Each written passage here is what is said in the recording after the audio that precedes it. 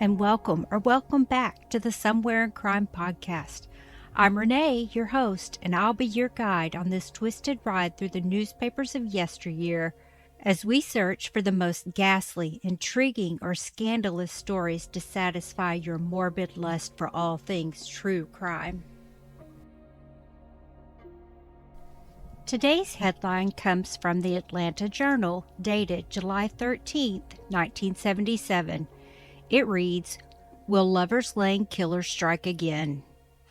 Oh, this is my jam. I jumped deep into the rabbit hole of the Moonlight Phantom of Texarkana. Now let's jump right into this one and see if there are any similarities. 3 couples shot, 6 people altogether. 3 died, all parked on lovers' lanes, and nobody has been talking about it. What happened in that period of time in 1977 after the Zodiac Killer, during the Son of Sam, but before the Colonial Parkway murders that caused this case to go unnoticed? Let's start by discussing the details. On the night of January 16, 1977, a car swerved off the road and crashed into a street sign before coming to a stop. Bystanders who witnessed the accident stood by, waiting for the driver to exit the car, but it sat, silent. Someone's curiosity finally got the best of them, and they approached the driver's side window. What they saw that night would begin a mystery that would go unsolved for 48 years. LeBrian Levitt, 26, and Veronica Hill, 20, were found inside the car. Both had been shot, and oddly, both were nude. LeBrian, with the last bit of life left in his body, had struggled into the driver's seat and floored it in an attempt to escape. A gunman. Police and ambulances were summoned, but it was too late. Both would die before reaching the hospital. But with her dying breath, Veronica told someone who shot her and LeBrian. It was someone she knew. But who? Before she could say, she succumbed to her injuries. The deathbed statement made by this critically injured woman would mislead investigators. Prior to running off the road, the couple had been parked in an area of Adams Park, located in southwest Atlanta, known locally as a Lover's Lane. They were nude, the police surmised, because they had been loving each other. The shooting must have been due to jealousy or a personal vendetta.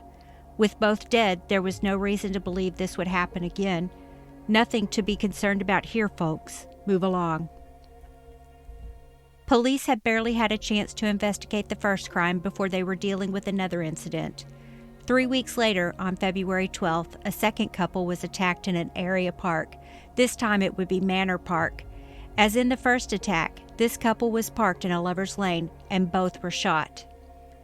Dennis Langston, 18, and Deetra Tatum, 17, were sitting in the front seat of the car when they were both shot, but Deetria was either the primary target or Dennis was lucky enough to speed away before he was shot multiple times as well. Just as LeBrian had, Dennis floored it. As he clutched a chest wound and Deetra struggled to stay alive with 3 gunshot wounds to an arm, her chest, and stomach, Dennis raced towards his home for help. They were both taken to the hospital and both would make a full recovery. Neither saw the shooter. Should police have realized these 2 cases were connected? Before that question could be answered, a third attack would occur. It was March 12th, and Gordon Whitfield, 21, and Diane Collins, 19, were enjoying the solitude of a night in Adams Park, the location of the first attack, when out of the darkness a man approached the car from the side, knelt in a police-like crouch, and fired 6 times. Gordon was shot in the neck and jaw but would survive. Diane would be fatally wounded. Diane would be the final fatality. Diane and Gordon had just gotten engaged. The community was outraged. Why hadn't the police warned them when there was a madman on the loose shooting kids in lovers' lanes? After all, there was an obvious pattern to these attacks. All surviving victims agreed. The gunman approached the vehicle without a word. He crouched down as he took aim. He always fired 6 shots. He never molested the females, and the bullets were all the same caliber, even if they didn't know at that time they matched ballistically too. And there was one more thing they all agreed on. The gunman was a black man. And did I mention that all of the victims were black? Oh, and the attacks took place in neighborhoods with a mostly black population. Some people certainly felt that this could have been a case of the police not serving all the communities in Atlanta with the same care and respect. This was in spite of the Atlanta Police Department claiming that this was the biggest case they had ever seen in the city. Let's break this down and think about what happened with each crime.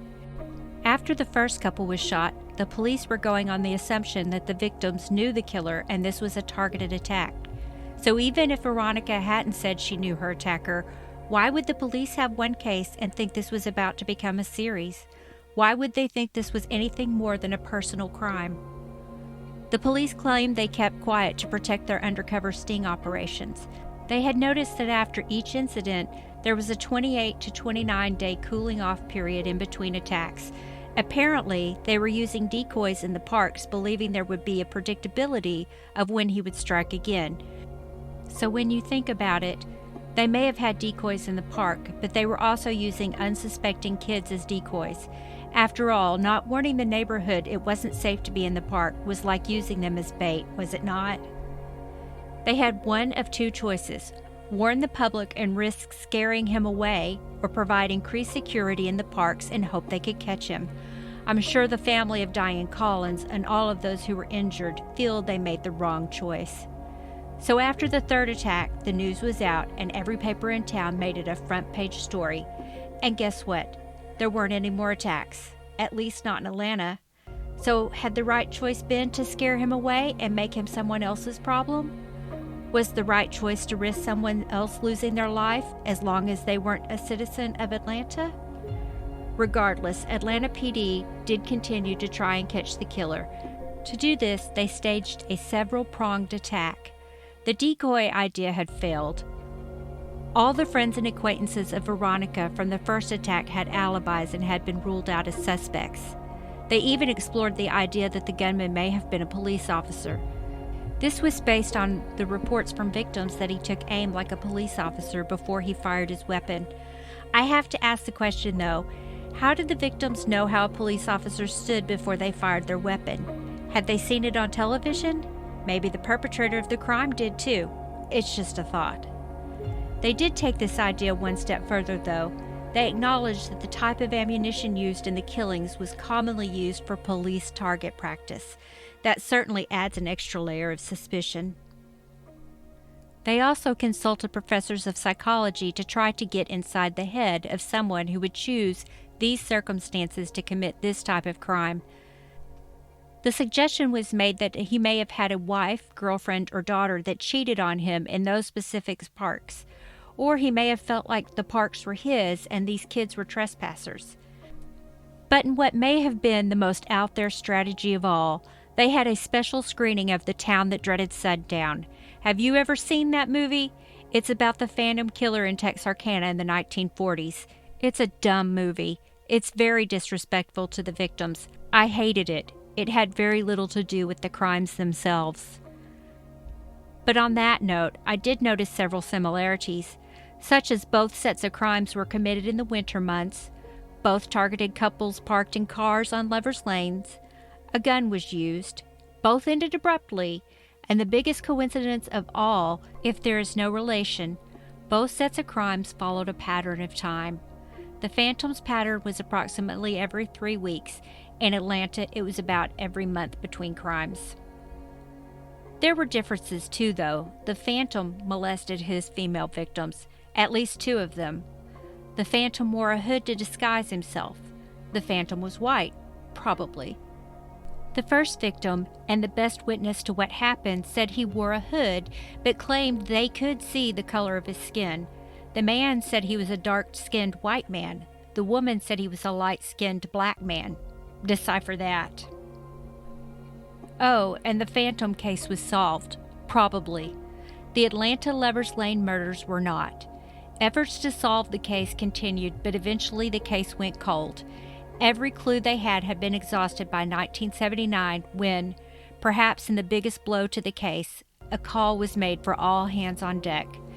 This was the year the Atlanta child killers started, and suddenly the Atlanta Lovers Lane murder was no longer the biggest case the city had ever seen.